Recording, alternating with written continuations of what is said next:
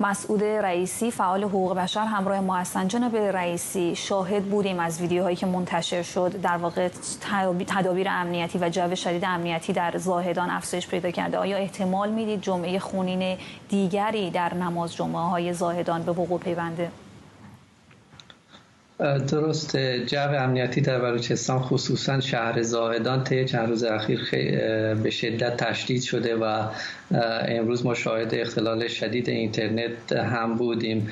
نیروی امنیتی با لباسهای نظامی و شخصی و خودروهای مختلف با پلاک مخدوش شده شخصی حتی اقدام به گشت‌زنی و تردد در خیابان‌های مختلف شهر علل خصوص اطراف مسجد مکی و مصلی کردند. به نظر من این هراس جمهوری اسلامی از مردم بلوچ پس از اون صورت گرفت که وزارت اطلاعات مانع سفر مولوی عبدالحمید به حج شد و با توجه به اینکه حمایت‌های مردمی گسترده‌ای مولوی عبدالحمید دارا هستند، جمهوری اسلامی سعی کرده با این تصمیم خودش در واقع یک ایجاد رعب و وحشتی در جامعه بکنه، ولی همونطور که شاهد بودیم مردم بلوچ بدون توجه به این در واقع اقدامات نهادهای امنیتی و جمهوری اسلامی در 37مین جمعه اعتراضی خود هم بعد از اون جمعه خونین به خیابونا اومدن و اعتراض خودشون رو نشون دادن. نکته بارزی که من باید اینجا مطرح کنم اینه که معترضان در زاهدان امروز با شعارهای مختلف خواستار پیوستن سایر مردم ایران به این اعتراضات شدن و گمان نمی کنم که اقداماتی که جمهوری اسلامی برای سرکوب این معترضان داره انجام میده و این ایجاد جو امنیتی و فضای امنیتی که اونجا انجام داده در واقع کارساز نخواهد بود و این اعتراضات ادامه خواهد داشت و مطمئنا اگر مردم در سایر نقاط کشور هم به مردم بلوچ برای اعتراضات برای تداوم این خیزش به پا خیزن، مطمئنا میشه نتایج خیلی بهتری گرفت.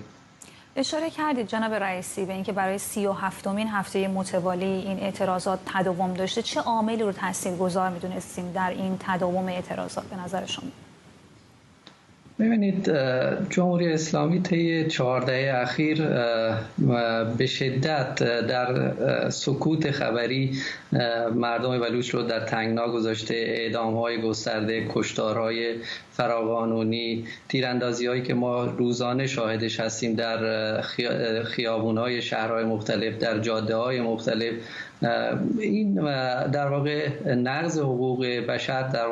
در اونجا توسط جمهوری اسلامی همیشه بوده، ولی جنایتی که در واقع در 8 مهر ماه انجام داد، کشتاری که اونجا بیش از 100 نفر رو در زاهدان کشت و ادامه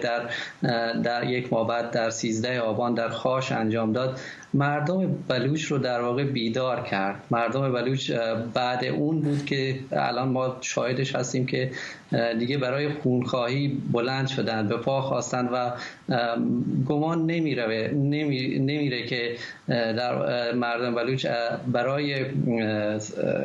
جمهوری اسلامی بتونن در واقع عقب نشینی کنن و مطمئنا این جمعه ها ادامه خواهد داشت. ممنونم از شما مسعود رئیسی فعال حقوق بشر و حضورتون در برنامه.